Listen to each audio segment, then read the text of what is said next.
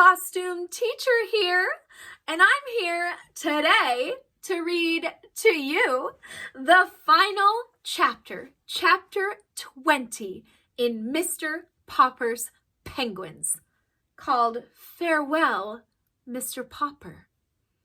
What's he going to choose? Just have to wait and see. And before we find out, there are some vocabulary words in this chapter I want to make sure we are all familiar with. And those words are decision. Can everyone say decision? That means a choice. Mr. Popper has a big decision to make. Our next word is climate. That means the typical weather of an area, including temperature. Climate. Perhaps he's considering the climate at the North Pole. Our next word is vessels. Can everyone say vessels? That means boats used for shipping. Okay.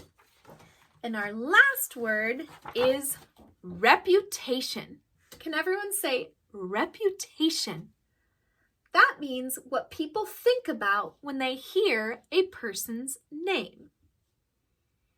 Big reputation, big reputation. Perhaps Mr. Popper's thinking about his reputation and about the birds themselves, their reputation. All right, if you are following along with a copy of the book, this final chapter begins on page 141. If not, just enjoy. Chapter 20, Farewell, Mr. Popper. It was a hard decision to make. Long after the visitors had gone, Mr. and Mrs. Popper sat and discussed what was best for everybody. Mrs. Popper could see the advantages of both offers, and she pointed these out without trying to influence him. I feel that the penguins are really your responsibility, she said, and you must make up your mind. It was a pale and haggard Mr. Popper who was ready to announce his decision the next day. This feels like an episode of, I don't know, a reality show. Which one will he choose? Who will accept his rose? Mr. Klein, he said, I want you to know how much I appreciate your offer of putting my birds in the movies. But I'm afraid I have to refuse. I do not believe the life in Hollywood would be good for the penguins. Then he turned to Admiral Drake. Admiral Drake, I am going to give you the birds. In doing this, I am considering the birds first of all. I know that they've been comfortable and happy with me. Lately, though, with the excitement and the warm weather, I've been worried about them. The birds have done so much for me that I have to do what's best for them. After all, they belong in a cold climate.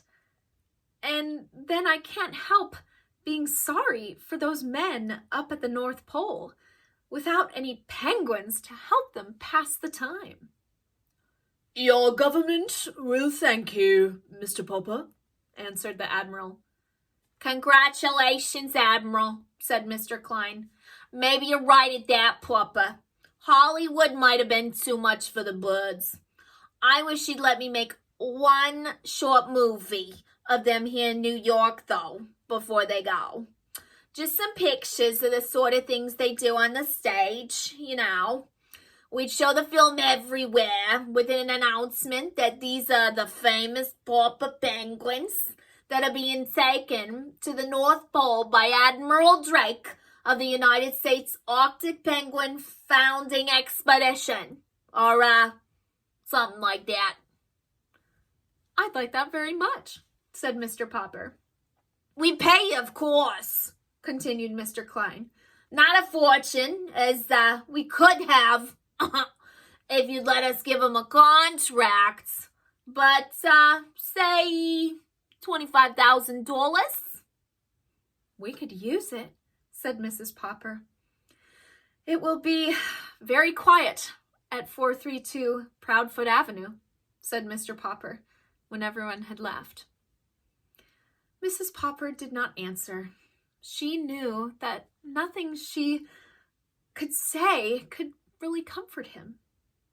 However, said Mr. Popper, now that spring is here, a lot of people will be wanting their houses painted, so we better be getting back.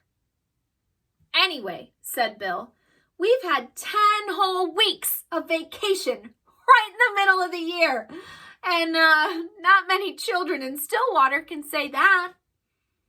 The next day, the cameraman arrived to make the picture of the penguins doing their tricks. It was arranged that the Poppers should stay in New York just long enough to see the expedition off.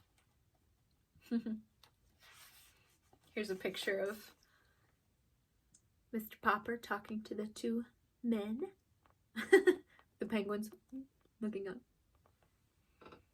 Meanwhile, in the harbor, the great sailing ship of Admiral Drake was being made ready for its long trip north.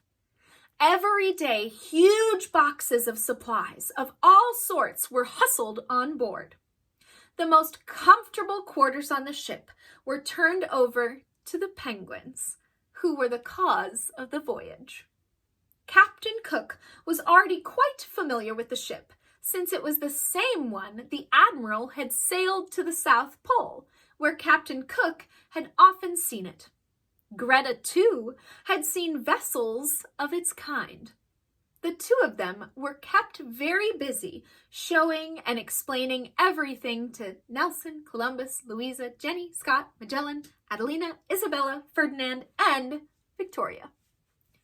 Any of you have that list memorized yet? Fun fact, Victoria is my middle name.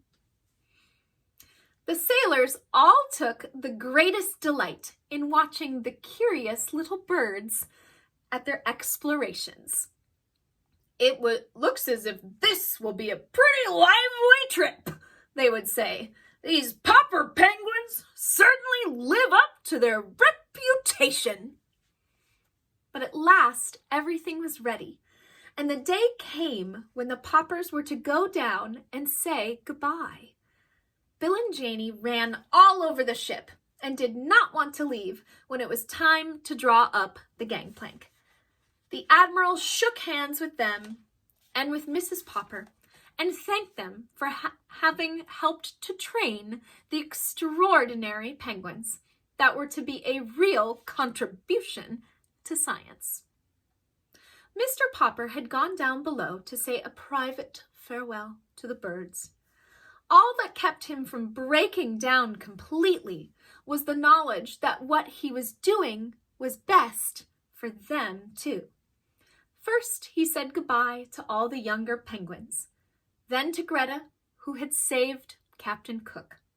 Then, last of all, he leaned over and said a special goodbye to Captain Cook, who had come and made life so different for Mr. Popper. Then he wiped his eyes, straightened his back, and went up on deck to say goodbye to Admiral Drake.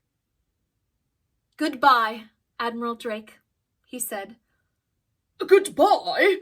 repeated the Admiral. "Why, what do you mean? Aren't you coming with us?" "Me? Go with you to the North Pole?" "Why, of course, Mr. Popper." "But how could I go with you? I'm not an explorer or a scientist. I'm only a house painter. "What? You're the keeper of the penguins, aren't you?" roared the Admiral. "Man alive! Aren't those penguins the reason for this whole expedition? And who's going to see that they're well and happy if you're not along? Go put on one of those fur suits like the rest of us. We're pulling anchor in a minute." Oh, goodness. What's he going to do? Oh, here he is saying bye to the penguins. "Mama," shouted Mr. Popper to Mrs. Popper, who had already gone up the gangplank. I'm going too! Admiral Drake says he needs me. Ma, do you mind if I don't come home for a year or two?" What? A year or two?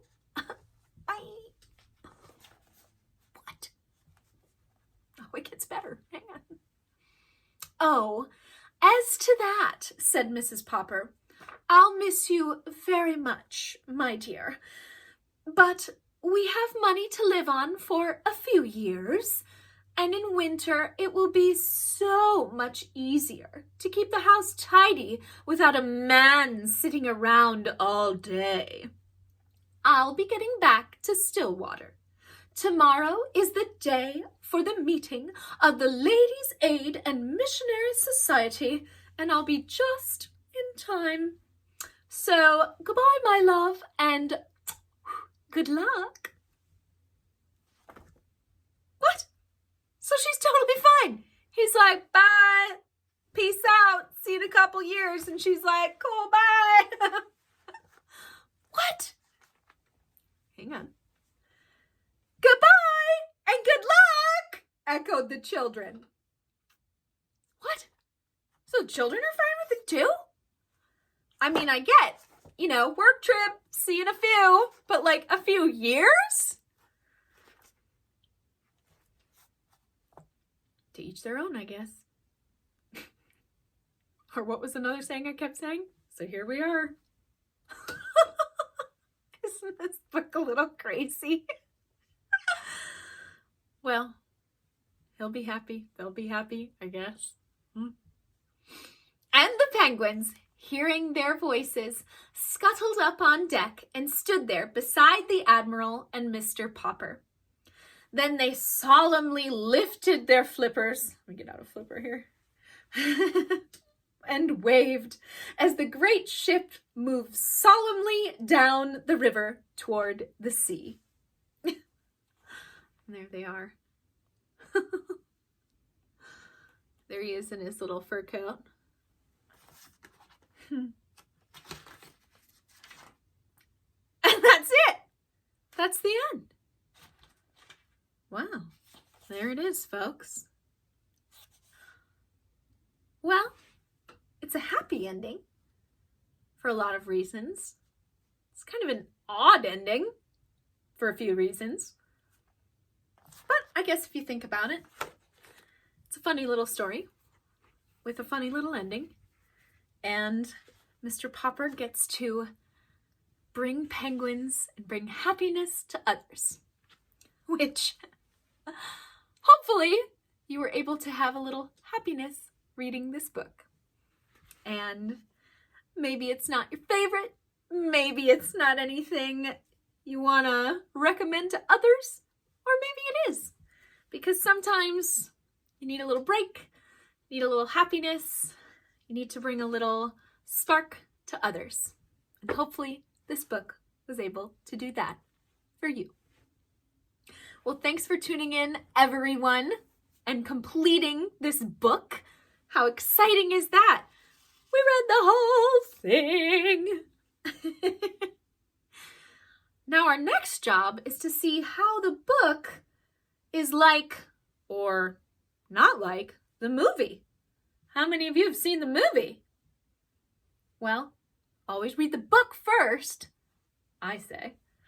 And a lot of others think too. And I guess we'll find out how the movie compares to the book. Thanks for tuning in to our story time, everybody. I hope you enjoyed it, and I hope you have a wonderful day and every day after that. And I hope your days are less annoying, like all those vocabulary words, and are a little more light and joyful. All right. Bye, everyone.